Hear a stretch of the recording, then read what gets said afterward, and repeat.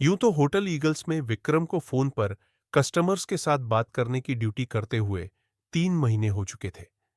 मगर इन 3 महीनों में आज पहली बार ऐसा हुआ था कि विक्रम को नाइट मैनेजर की ड्यूटी देने को कहा गया था। ये एक बहुत ही प्रोफेशनल ड्यूटी थी और विक्रम जानता था कि जो पिछला नाइट मैनेजर है वह किसी वजह से छुट्टी पर गया हुआ था। आज का दिन विक्रम के लिए बहुत खास था।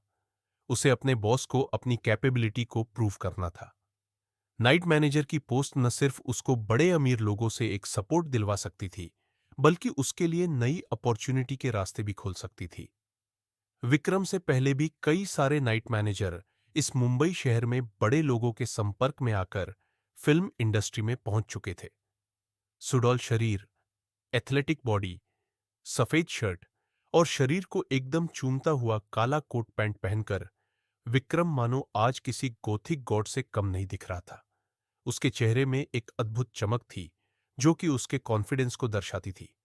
विक्रम एक छोटे से शहर से आता था, लेकिन दिल्ली से बीकॉम पढ़ने के बाद मुंबई में वह अपने दोस्त वरुण के साथ बड़े बड़े सपने लेकर पिछले 2 साल से यही रुक गया था। विक्रम फिल्म इंडस्ट्री में हर दूसरे शख्स की तरह अपना बड़ा नाम बनाना चाहता था, पर इसके लिए उसके पास कोई सपोर्ट नहीं था। ऐसा नहीं है कि विक्रम ने कभी इस पर काम नहीं किया हो। रोज सुबह जिम जाना और वहां मेहनत करना, अपनी आमदनी से बचत करके प्रोटीन और जिम की फीस वह किसी न किसी तरह पूरा कर ही लेता था। विक्रम अच्छी तरह जानता था कि एक अच्छी बॉडी के साथ साथ एक अच्छी बॉडी लैंग्वेज का होना उसके करियर के लिए बहुत जरूरी था। और बॉडी लैंग्वेज के चक्कर में विक्रम ने इस बड़े से होटल में एक छोटी सी जॉब को चुन लिया था।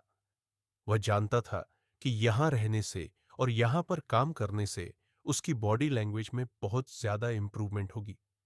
महीनों की मेहनत से काम करने के बाद मैनेजर ने उसको भरोसे के साथ आज नाइट मैनेजर की ड्यूटी पर लगा दिया था। एक नाइट मैनेजर को सिर्फ और सिर्फ वीआईपी कस्टमर्स को ही देखना होता था। इसमें कुछ ऐसे भी कमरे थे जो कि इतने वीआईपी थे कि शहर का बड़ा से बड़ा रईस भी इन कमरों में रहने के लिए सिर्फ सोच ही सकता था।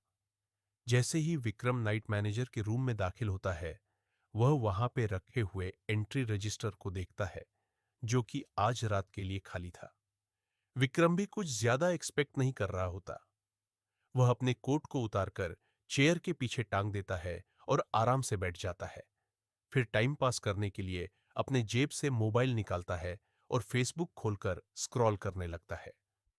अपने पुराने अमीर दोस्तों की पिक्स को देखते हुए विक्रम को बुरा भी लग रहा होता है कि वह एक नॉर्मल फैमिली से बिलोंग करता है जो कि इस तरह से घूमना फिरना अफोर्ड नहीं कर सकती। अभी विक्रम को कमरे में बैठे हुए 1 घंटा ही हुआ था कि अचानक कमरे में पड़े वीआईपी फोन पर घंटी बजती है। सब जानते थे कि नाइट मैनेजर के कमरे में एक वीआईपी कॉलिंग सिस्टम लगा हुआ था जो कि अमूमन बंद ही रहता था। इस फोन का नंबर चंद अमीर लोगों के पास ही था। हेलो, होटल ईगल्स में आपका स्वागत है।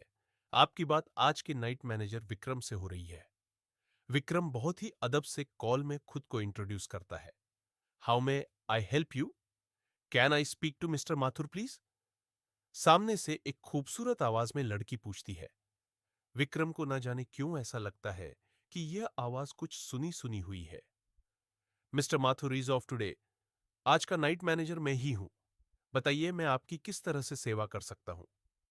विक्रम बहुत ही कॉन्फिडेंटली फोन को अटेंड करता है। Are you sure? सामने से इस तरह का जवाब मानो विक्रम का सारा कॉन्फिडेंस ही चकनाचूर कर देता है। जी मैम, बताइए। जैसे कि मैं देख सकता हूं आपने वीआईपी हॉटलाइन पर कॉल किया है, तो होटल का पूरा कर्तव्य बनता है कि आपकी हर तरह से सेवा दी जाए। विक्रम अपने आप को संभालता है और अपनी आवाज में कॉन्फिडेंस बिल्ड करता है। तो फिर मिस्टर विक्रम ऐसा कीजिए, आपका रेड पैराडाइज पेंट हाउस आज रात के लिए बुक कर दीजिए। मैं अपनी फ्रेंड्स के साथ वहां पर आना चाहूंगी और जब मैं वहां आऊं आप मुझे पर्सनली अटेंड करेंगे। Yes ma'am. कॉल पर विक्रम उनकी बुकिंग डिटेल्स पूछने लगता है ताकि वह पेंट हाउस को उनके लिए बुक कर सके। या गुड नेम? निधि। दूसरी तरफ से आवाज आती है। मैं और मेरी कुछ फ्रेंड्स आज रात को 10 बजे के करीब रूम में चेक इन करेंगे। इतना कहते ही फोन कट हो जाता है। ना जाने क्यों विक्रम को आवाज के साथ यह नाम भी कुछ सुना सुना लग रहा था। फिर विक्रम फ्रंट डेस्क पर कॉल करके रूम को रेडी करने को कह देता है। इस तरह की कॉल्स अमूमन मैनेजर लेवल के ऊपर के लोग ही अटेंड करते थे, और आज विक्रम को किस्मत से यह मौका मिला था। विक्रम सोच में पड़ जाता है कि जिस लड़की की आवाज इतनी प्यारी है, वह लड़की देखने में कितनी सुंदर होगी। यही सोचते सोचते विक्रम की आंख लग जाती है।